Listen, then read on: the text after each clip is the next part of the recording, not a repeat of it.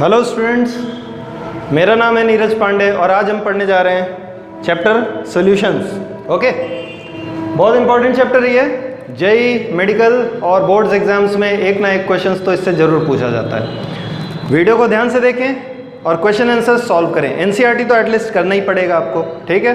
जितना ज़्यादा question answer solve करेंगे उतना आपका कॉन्सेप्ट बिल्ड होगा, ठीक है।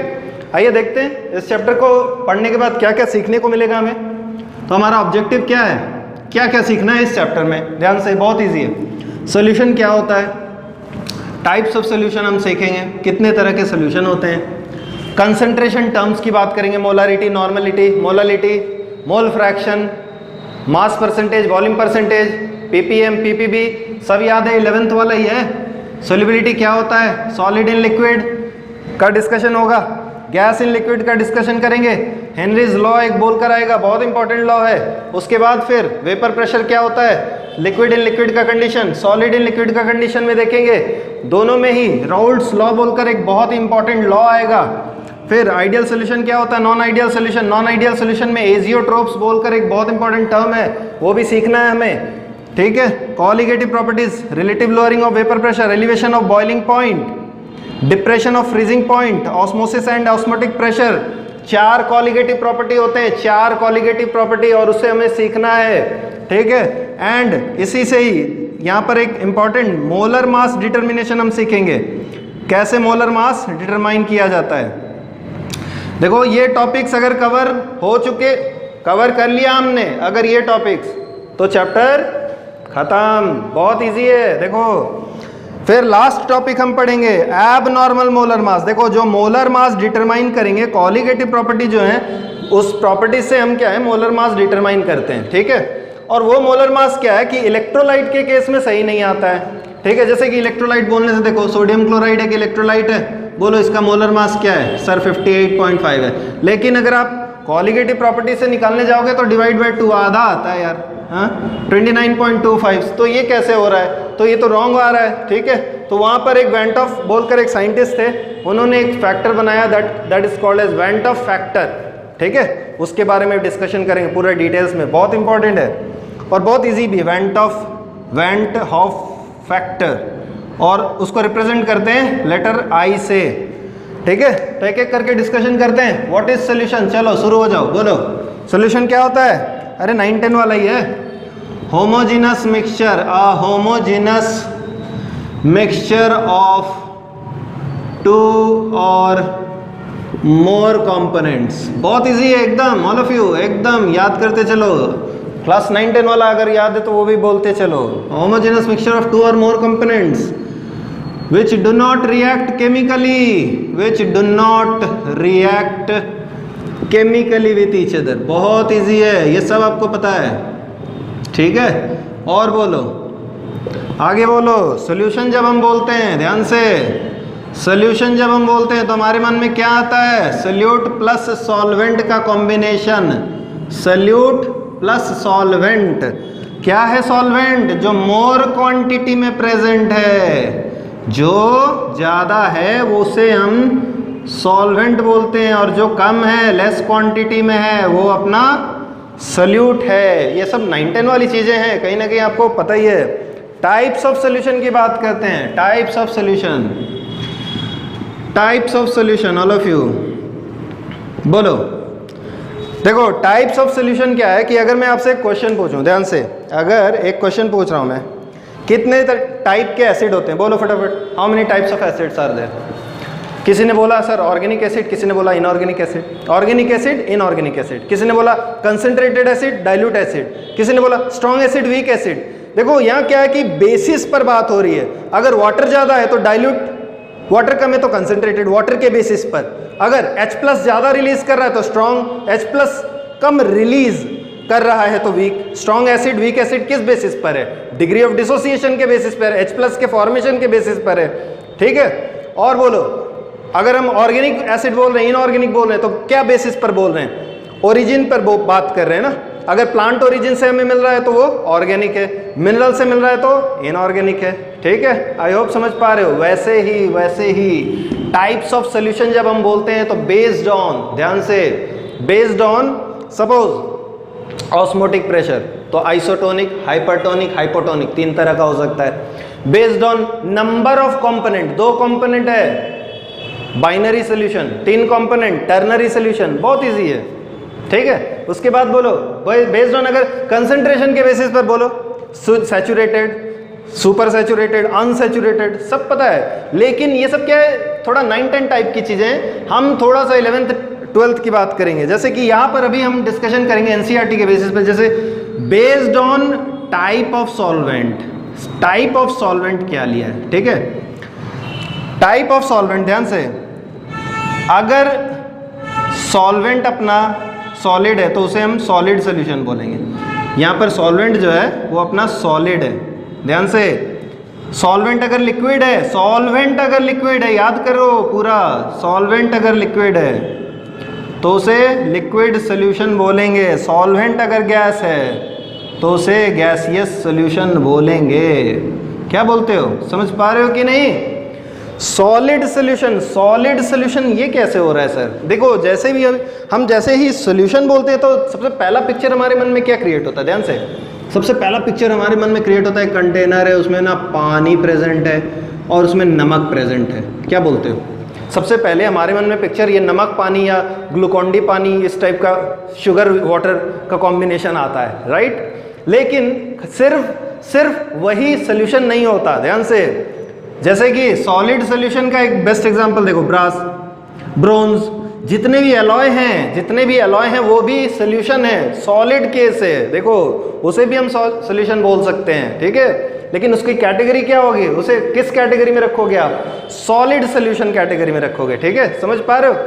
जहाँ पर सॉल्वेंट जो है वो सॉलिड है। अच्छा, सोल्यूट क्या होगा, सोल्यूट अपना सॉलिड हो सकता है, सोल्यूट जो है लिक्विड हो सकता है, सोल्यूट गैस हो सकता है। तो solid dissolved in a solid, brass alloy, सारे alloy solid dissolved in solid का केस है। लिक्विड डिसॉल्व्ड इन सॉलिड का एग्जांपल बोलो, सोडियम एमालगम, मरकरी, ठीक है। मरकरी लिक्विड है, क्वांटिटी कम रहता है, सोडियम सॉलिड है, उसका क्वांटिटी ज़्यादा रहता है, बहुत इजी है। देखो गैस इन सॉलिड का एग्जांपल बोलो, hydrogen in palladium, hydrogen platinum, hydrogen निकल, ठीक है। एनसीईआरटी में एग्जांपल्स दिया हुआ, आप एनसीईआरटी को रेफर भी कर सकते हो, बहुत इजीली दिया है। बोलो लिक्विड, सॉलिड, लिक्विड, गैस, यहाँ पर भी होगा same, solid dissolved in liquid, liquid dissolved in liquid, gas dissolved in liquid. बोलो solid in liquid, salt water, liquid in liquid, ethanol water, gas in liquid, बोलो oxygen in water, बोलो इधर solid, liquid, gas, solid in gas, camphor in nitrogen, liquid in gas, chloroform in nitrogen, gas in gas, oxygen plus nitrogen, any two non reacting gases, ठीक है। I hope समझ गए होगे types of solution, ठीक है। Next term पे चलते हैं, कंसंट्रेशन टर्म्स नेक्स्ट टॉपिक है हमारा। तो नेक्स्ट डिस्कस करने जा रहे हैं हम कंसंट्रेशन टर्म्स, ठीक है। पहली बात तो कंसंट्रेशन टर्म्स है क्या, जैसे कि लेंथ को मेजर अगर हम करते हैं, ऑल ऑफ यू ध्यान से, लेंथ अगर मुझे मेजर करना है तो मीटर का हम यूज़ करते हैं, सेंटीमीटर का यूज़ करते हैं, किलोमीटर, अगर एक प्लेस से दूसरे प्लेस का डिस्टेंस मेजर करना है तो किलोमीटर, जो कि लेंथ ही का पार्ट है। वैसे ही कंसंट्रेशन टर्म्स होते हैं, जैसे एक सोल्यूशन है पानी, उसमें नमक घुला हुआ है, तो कितना कंसंट्रेटेड है, तो उसके लिए बहुत सारे टर्म्स बनाए गए हैं। पहले तो मेरे साथ साथ याद कर लीजिए, बहुत ईजी है। हम 10 term 10 we will be discussing 10 concentration terms, बहुत ईजी है। मैं लिख दे रहा हूँ और लर्न भी कर लो, पहले तो याद कर लो, बहुत ईजी है एकदम। देखो कंसंट्रेशन टर्म्स में पहला है मास परसेंटेज, मास परसेंटेज, इसके लिए सिंबल हम W/W% यूज करते हैं। Volume percentage, symbol V/V% use होता है। मास बाय वॉल्यूम परसेंटेज बहुत इजी है, याद करते चलो, 3 हुआ। मास बाय वॉल्यूम परसेंटेज का सिंबल ये है। फिर पार्ट्स पर मिलियन, ppm, मैं शॉर्ट में लिख रहा हूं, पार्ट्स पर बिलियन, ppb। फिर मोल फ्रैक्शन, ठीक है, बहुत इजी है। फिर मोलारिटी, ठीक है, मोलालिटी, लर्न कर लो पूरा एकदम साथ साथ, एकदम फटाफट, बहुत इजी है। मोलैलिटी के बाद बोलो नॉर्मलिटी और एक स्ट्रेंथ, ये 10 टर्म ही काफी हैं, ठीक है। स्ट्रेंथ अब ये है क्या, एक एक करके डिटेल में डिस्कस करते हैं। देखो पहली बात मास परसेंटेज। मास परसेंटेज होता है mass of one component divide by total mass of solution into 100। ध्यान रहे डिनोमिनेटर में पूरा सॉल्यूशन है, बी केयरफुल। वॉल्यूम परसेंटेज क्या है, volume of one component, very easy, learn करते चलो। न्यूमरेटर में वॉल्यूम, डिनोमिनेटर में भी वॉल्यूम, लेकिन डिनोमिनेटर में सॉल्यूशन का वॉल्यूम होना चाहिए पूरा पूरा, total volume of solution into 100। कितना इजी है ना। अब बोलो mass by volume percentage, mass by volume percentage, mass of solute और you can say mass of one component. Solute भी हो सकता है, सॉल्वेंट भी हो सकता है, be careful. Mass of one component, इसलिए हम कंपोनेंट लिख रहे हैं यहां पर, ध्यान रहे। Divide by total volume of solution into 100। ध्यान रहे डिनोमिनेटर में बार बार सॉल्यूशन आ रहा है। पार्ट्स पर million, amount of one component, amount of one component divide by amount of solution. So easy. देखो परसेंट, सेंट जो है वो 100 के हिसाब से होता है, आउट ऑफ 100। कितना इजी है, cent per cent, okay, out of 100 that is per million, तो आउट ऑफ मिलियन, तो मिलियन 10 टू द पावर 6 होता है। कितना इजी है। अगर इसको आप चाहो अमाउंट, जब हम अमाउंट वर्ड यूज कर रहे हैं तो अमाउंट किसको रेफर कर रहे हैं, अमाउंट मास भी हो सकता है, वॉल्यूम भी हो सकता है, ठीक है। आई होप समझ पा रहे हैं मेरी बात। तो सिमिलरली पार्ट्स पर बिलियन, बोलो amount of one component bye amount of solution into 10⁻⁹। ठीक है, आई होप समझ पा रहे हो मेरी बात। अब हम आते हैं मोल फ्रैक्शन। ध्यान से, बहुत इजी है mole fraction. All of you symbol जो है लेटर एक्स से डिनोट करते हैं, या फिर एक्स की तरह ही एक लेटर और होता है, काई बोलते हैं इसे। काई का यूज भी आप कर सकते हो चाहो तो, ठीक है। बहुत इजी है, लर्न करना है, साथ साथ लर्न करना है। Mole fraction number of, sorry it is ratio of moles, number of moles of one component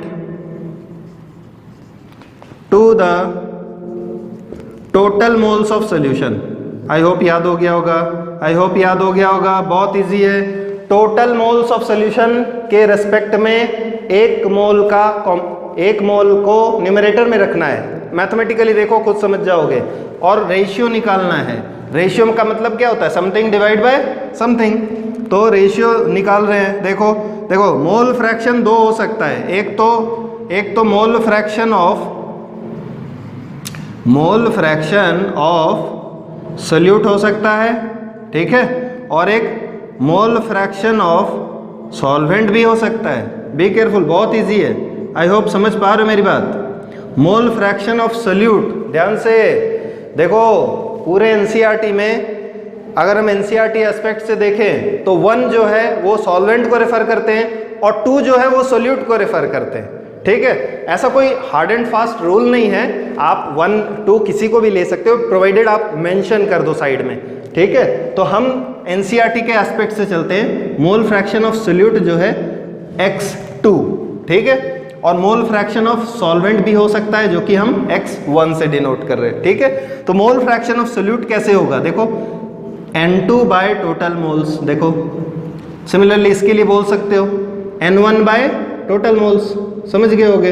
ये N1 क्या है, N2 क्या है, N1 N2 क्या है, N1 है नंबर ऑफ मोल्स ऑफ, बोलो N1, 1 किसको रेफर कर रहे हैं, सॉल्वेंट को, और 2 N2 number of moles of solute. I hope समझ पा रहे हो मेरी बात। नंबर ऑफ N1 है number of moles of solvent, N2 है number of moles of solute. तो N1 प्लस N2 क्या होगा, सल्यूट प्लस सॉल्वेंट टोटल हो गया ना, ठीक है, कितना इजी है। अब देखो इसको, देखो बहुत आसान है। मोल फ्रैक्शन जो है आप इसको ना क्लास 3-4 से जाकर भी रिलेट कर सकते हो। जैसे क्लास 3-4 में आपको याद है, क्लास 3-4 में इस टाइप का कुछ बताया जाता है हमें कि सपोज एक सर्कल है और ऐसे शेड कर दिया और हमें बोलता है what fraction is shaded, what fraction is shaded, 1 out of 4 is shaded, what fraction is unshaded, so 3 out of 4। ध्यान से दोनों का सम कर दिया जाए 1/4 प्लस 3/4 तो आंसर क्या आता है, total 1।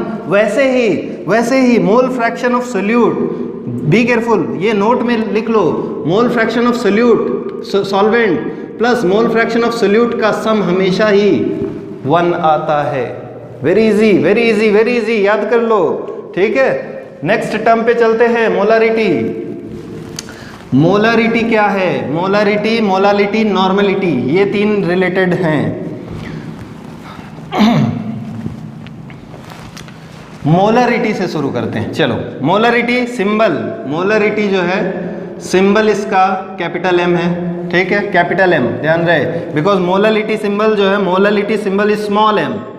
So molarity, all of you याद करो, बोलो, नंबर ऑफ, डेफिनेशन भी आता है, define molarity, number of moles of solute dissolved per litre of solution,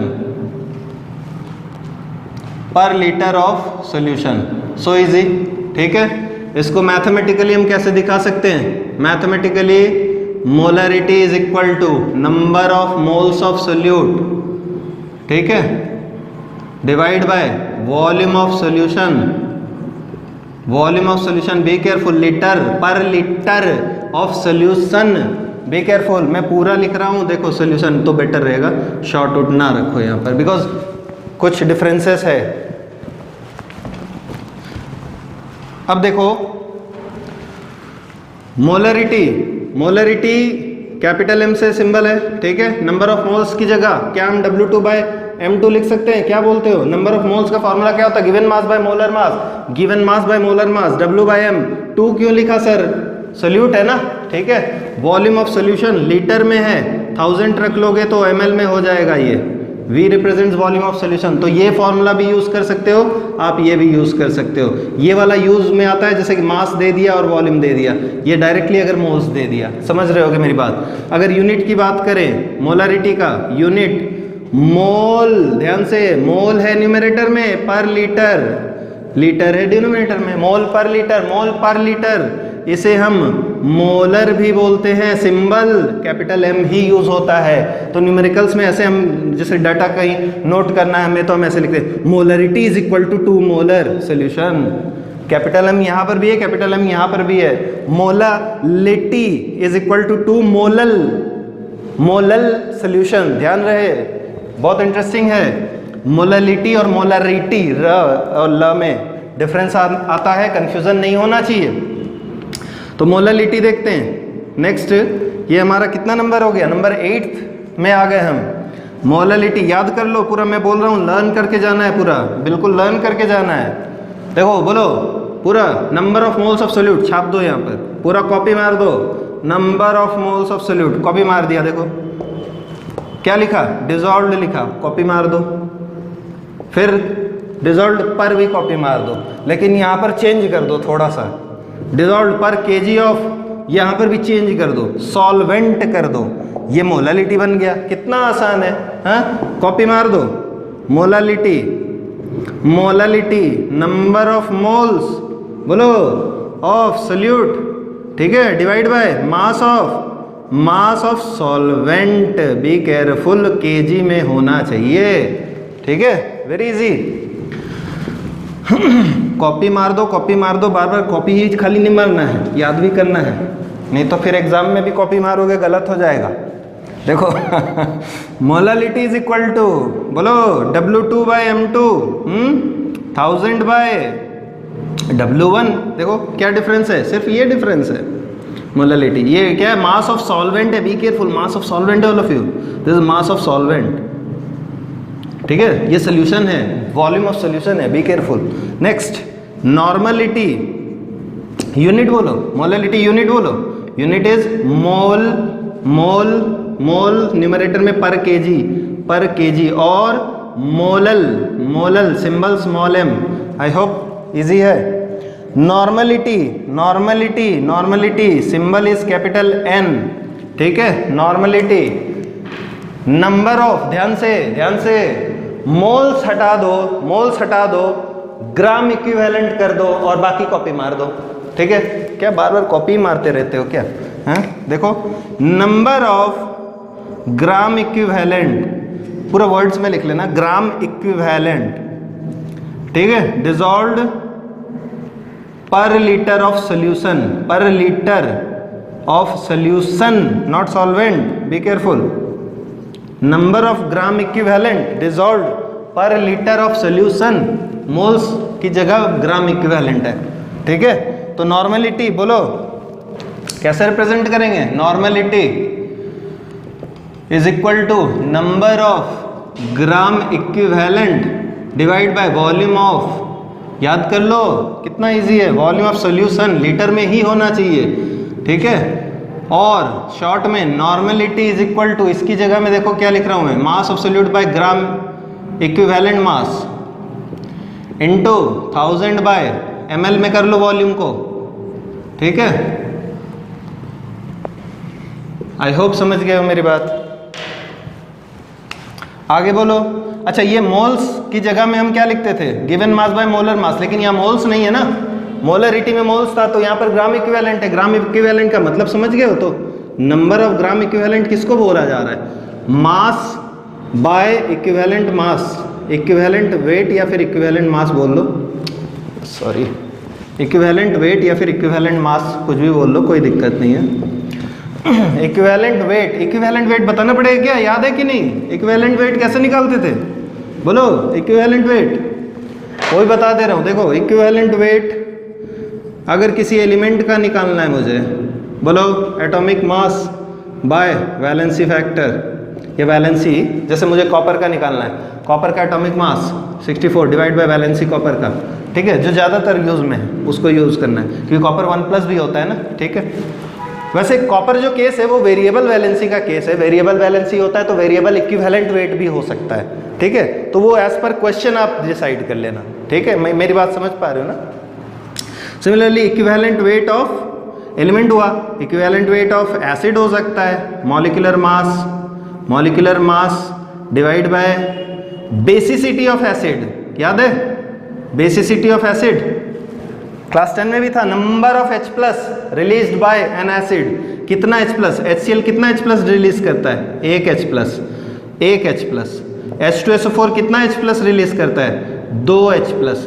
तो बेसिसिटी, इसमें बेसिसिटी 2 है, इसमें बेसिसिटी 1 है। Similarly equivalent weight of base क्या होगा? इक्विवेलेंट वेट ऑफ बेस है molecular mass by acidity of base, acidity of base, acidity of base, number of OH minus present in A base, number of OH minus released by A base. बोलो basicity, acidity इसका कितना है? 1। CaOH whole 2 का acidity क्या होगा? 2 OH है, तो acidity of this base is 2। आगे बोलो। अगर मुझे सॉल्ट का निकालना है, इक्विवेलेंट वेट ऑफ सॉल्ट, सब याद है, ये सब क्लास 11 का चीज है। इक्विवेलेंट वेट ऑफ सॉल्ट, तो molecular mass, molecular mass by, बोलो टोटल पॉजिटिव चार्ज और टोटल नेगेटिव चार्ज, दोनों में से कुछ भी ले लो, ठीक है, आइदर टोटल पॉजिटिव चार्ज और टोटल नेगेटिव चार्ज। तो ये हो गया अपना नॉर्मलिटी की कहानी। अब हम आते हैं लास्ट सेक्शन, वो है स्ट्रेंथ।